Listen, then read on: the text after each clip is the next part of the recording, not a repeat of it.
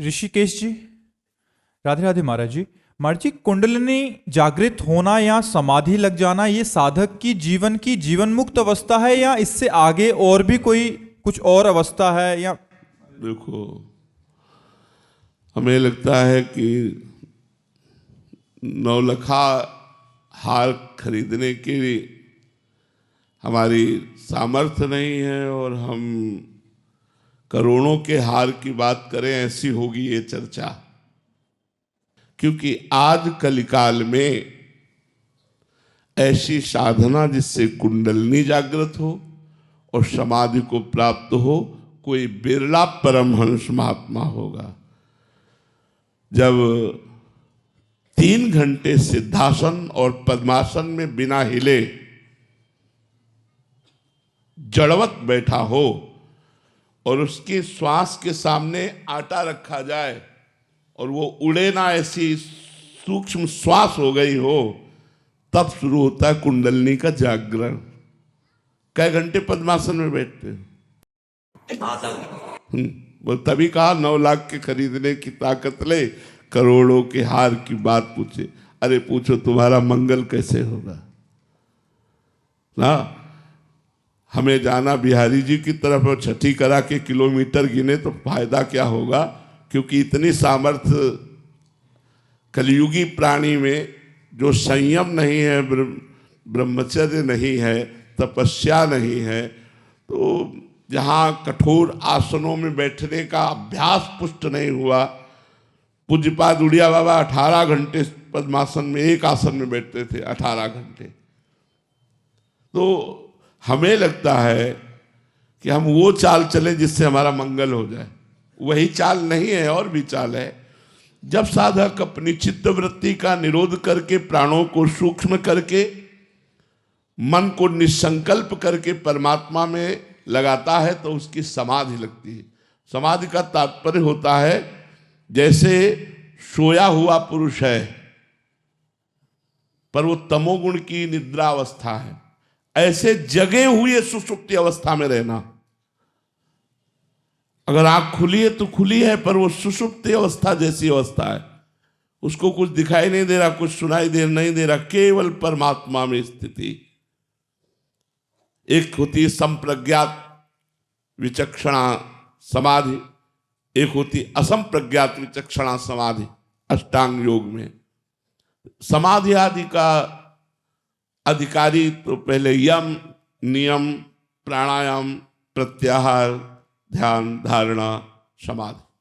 इसलिए हमने पहले कह दिया, क्योंकि अधिकारी पुरुष इसके बहुत कम हैं। अष्टांग योग के द्वारा परमात्मा प्राप्ति कर ले ऐसे बहुत कम होंगे जो इन नियमों का पालन करें। सत्य, आस्तेय, अपरिग्रह, आस्ते माने चोरी न करना, अपरिग्रह किसी से कभी दान न लेना, ब्रह्मचर्य, निरंतर ब्रह्मचर्य, निरंतर ब्रह्मचर्य रहना। इन नियमों का जब पालन होता है तब प्राणायाम के द्वारा प्राणों को सूक्ष्म करना, रेचक, कुंभक, पूरक, पूरक, कुंभक, रेचक, ये जो 3 प्राणायाम पद्धतियां हैं, रेचक, कुंभक, पूरक। जैसे बाएं से खींचा रेचक, रोक लिया उससे दुगना तो वो कुंभक, और फिर पूरक निकाला तब।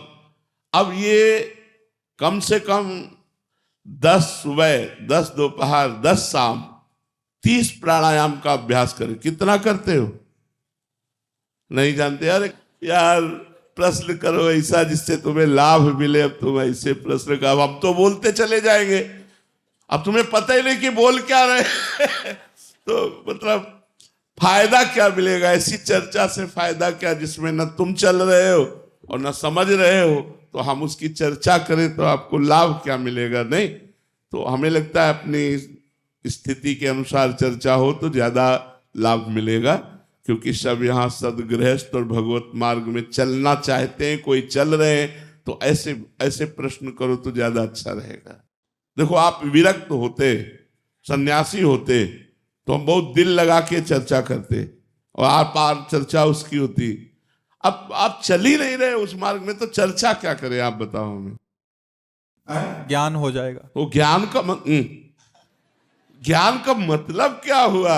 जब देखो, हलवा बनाने की पूरी प्रक्रिया हमने कई बार कहा, सीख ली जाए और दूसरे को सुना दी जाए, और कभी बना के खाया नहीं तो बेकार ही तो है। एक बार प्रक्रिया से हलवा बनाओ, खाओ, फिर प्रवचन करो, तब तो बात समझ में आवे। अब सुना के पढ़ा के तुम समाधि की चर्चा करो तो बेकार है। एक को बार समाधि में पहुंचने का प्रयास किया क्या? आओ समाधि भीतर, चित्त वृत्ति का लोप करके भगवद आनंद में, तो अब वो साधन ही नहीं है आपके जीवन में, तो इसके लिए साधन करना पड़ेगा। बिना साधन के समझ में थोड़ी आएगा जी। कलयुग है, वैसे संतों की वाणी से कुछ बुरा निकलता नहीं। अगर कभी ऐसा कठोर लगे तो मतलब गुस्सा नहीं होना चाहिए, क्योंकि गुरु वाणी, संत वाणी ये ज्यादा प्यार दुलार की भाषा नहीं बोलते हैं। सचिव वैद्य गुरु तीन जो प्रिय बोले भयास, राज धर्म तन तीन कर होय बेगही नाश। यदि शिष्य के प्रति गुरु लोलुप होकर या भयवश चाटुकारिता करने लगे तो शिष्य का नाश हो जाएगा। वैद्य यदि मरीज के अधीन होकर के खान पान बताएगा तो मरीज का नाश हो जाएगा। मंत्री यदि राजा को सही सलाह देने वाला चापलूसी करे, सही सलाह ना दे तो राजा का नाश हो जाएगा।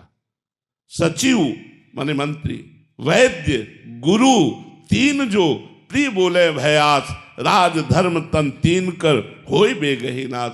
इसलिए जब सही बात बोली जाएगी तो हो सकता है थोड़ा लगे कि चुभता है। जब कोई ये कहे ना कि वाह धन्य है आप योगी हो, तो आपको खुशी होगी, और जब आपका निषेध कर रहे हैं तो कहीं बुरा न लगे। इसलिए प्रार्थना है, कभी किसी को कोई ऐसी बात बुरी लगे तो ये मान करके अंदर से संतुष्ट होना कि कड़वी दवा है, अंदर जाएगी और हमारे मल का नाश करेगी। संत वाणी कभी किसी का अहित नहीं करती।